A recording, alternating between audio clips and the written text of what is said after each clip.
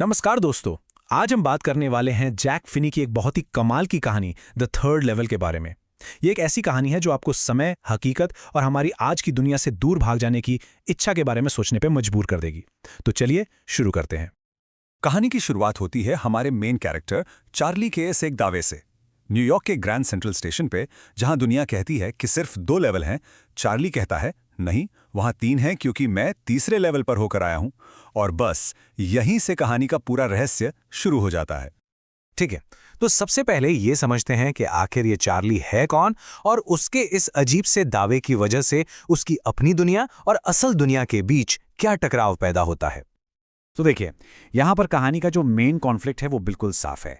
एक तरफ हैं सारे official records, railway presidents, timetables, सब कसम खाकर कहते हैं कि ग्रैंड सेंट्रल पर सिर्फ और सिर्फ 2 लेवल हैं।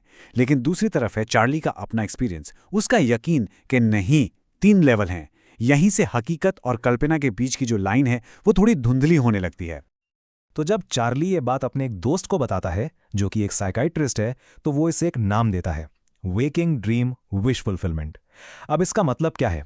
सीधी सी भाषा में कहें तो जागते हुए सपने देखकर अपनी इच्छा पूरी करना। उसके दोस्त का मानना है कि चार्ली अपनी असल जिंदगी की परेशानियों से इतना नाखुश है, इतना भागना चाहता है कि उसका दिमाग ही उसके लिए एक अलग, एक काल्पनिक दुनिया यानी कि ये थर्ड लेवल बना रहा है। और देखिए, उसका दोस्त अपनी बात को साबित करने के लिए कुछ वजह भी देता है। वो कहता है कि आज की दुनिया देखो, असुरक्षा, डर, लड़ाई, चिंता, इन सब से भरी हुई है और जाहिर है हर कोई इससे भागना चाहता है। यहाँ तक कि चार्ली का जो स्टैम्प इकट्ठा करने का शौक है, उसे भी वो एक तरह का टेम्पररी रेफ्यूज फ्रॉम रियलिटी कहता है। मतलब कुछ देर के लिए हकीकत से दूर भागने का एक जरिया। और चार्ली के बाकी दोस्त भी यही मानते थे। लेकिन चार्ली के लिए ये सिर्फ कोई दिमागी फितूर या सपना नहीं था, ये एक हकीकत थी जो उसने जी थी। तो चलिए अब कहानी के उस हिस्से पे चलते हैं जहां चार्ली हमें खुद बताता है कि वो असल में उस तीसरे लेवल तक और साल 1894 तक पहुंचा कैसे। ये कोई सीधा साधा रास्ता नहीं था। चार्ली बताता है कि वो ऑफिस से लेट हो गया था और घर जाने की जल्दी में था। वो ग्रैंड सेंट्रल स्टेशन के अंदर एक लेवल से दूसरे पर गया, फिर सबवे पकड़ने के लिए एक गलियारे में मुड़ा और बस खो गया। वो कहता है कि ग्रैंड सेंट्रल स्टेशन एक पेड़ की तरह है जिसकी जड़ें और शाखाएं फैलती रहती हैं, और ऐसा ही कोई नया अनजाना रास्ता उसे एक ऐसी जगह ले गया जो वहां होनी ही नहीं चाहिए थी। जैसे ही चार्ली तीसरे लेवल पर कदम रखता है, उसे एहसास होता है कि यहाँ सब कुछ अलग है। कमरा छोटा था, टिकट खिड़कियां भी कम थीं, और सबसे अजीब बात, वहां बिजली की लाइट्स नहीं थीं। खुली आग वाली गैस लाइट्स जल रही थीं जिनकी रोशनी टिमटिमा रही थी। फर्श पर पीतल के पीकदान रखे हुए थे। मतलब माहौल ही बिल्कुल अलग था, जैसे वो किसी और ही जमाने में आ गया हो। और फिर उसे एक के बाद एक पक्के सबूत मिलने लगते हैं। वहां जो लोग थे, उनके कपड़े, उनका स्टाइल सब 1890 का था। आदमियों की बड़ी बड़ी मूछें, औरतों के पुराने फैशन के कपड़े।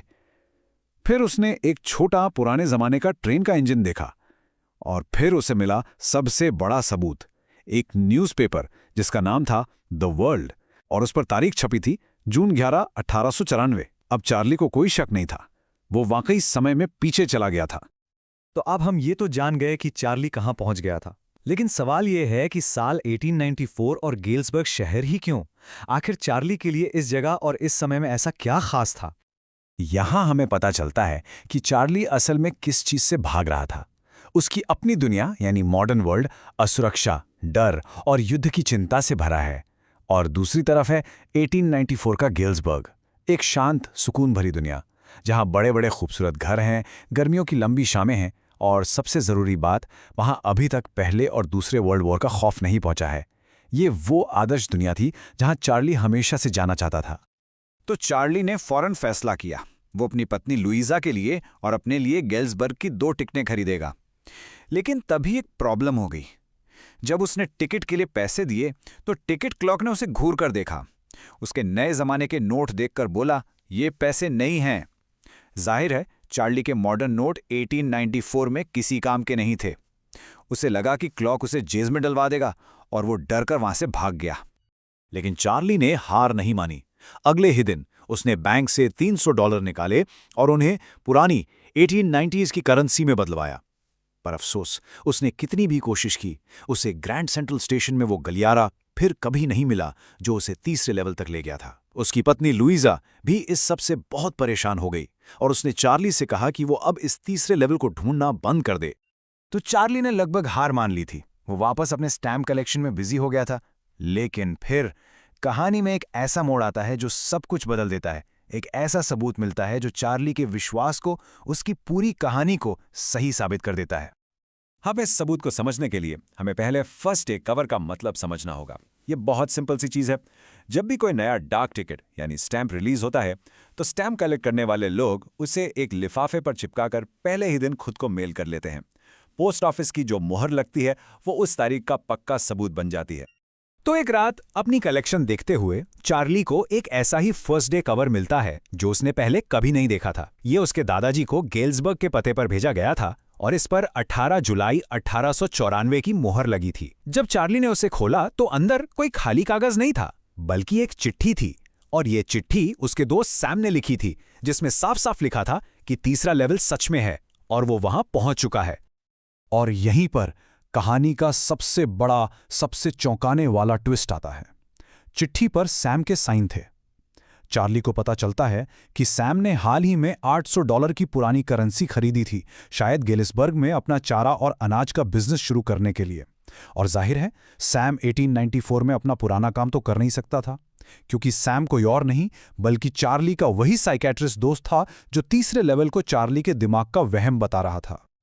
तो ये कहानी हमें कई सारे सवालों के साथ छोड़ जाती है। चलिए अब थोड़ा इसके गहरे मतलब और इसकी थीम्स के बारे में बात करते हैं। आखिर इस थर्ड लेवल का मतलब क्या है?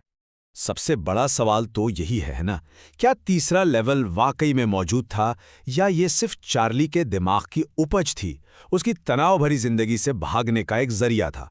कहानी हमें इसका कोई सीधा और साफ जवाब नहीं देती। तो फिर उस चिट्ठी का क्या? क्या सैम की चिट्ठी इस बात का पक्का सबूत है कि तीसरा लेवल असली है? या क्या ऐसा भी हो सकता है कि ये चिट्ठी भी चार्ली के दिमाग की ही एक कल्पना हो जो उसने खुद अपने यकीन को सही साबित करने के लिए सोच ली हो? सोचिए, ये चिट्ठी दो अलग अलग दुनियाओं को मिलाती है। एक साइकाइट्रिस्ट जो कि एक मॉडर्न प्रोफेशन है, उसे 1894 की शांत दुनिया में दिखाती है। तो ये चिट्ठी सबूत भी हो सकती है और चार्ली का एक और वहम भी। असल में ये कहानी समय और जगह के एक चौराहे की तरह है। लेखक ने ग्रैंड सेंट्रल स्टेशन जैसी एक असली जगह को 1894 जैसे एक काल्पनिक या कहें तो एक चाहे हुए समय के साथ मिला दिया है। ये कहानी शायद हमें यही बताती है कि कभी-कभी हकीकत से भागने की हमारी इच्छा इतनी ज्यादा मजबूत हो सकती है कि वो हमारे लिए एक नई हकीकत ही बना दे। और आखिर में मैं आपके लिए एक सवाल छोड़कर जा रहा हूं। अगर आपको कभी ग्रैंड सेंट्रल स्टेशन पर वो गलियारा मिल जाए जो तीसरे लेवल तक जाता है, तो क्या आप 1894 के लिए ट्रेन लेंगे? इस पर सोचिएगा जरूर। आज के लिए बस इतना ही।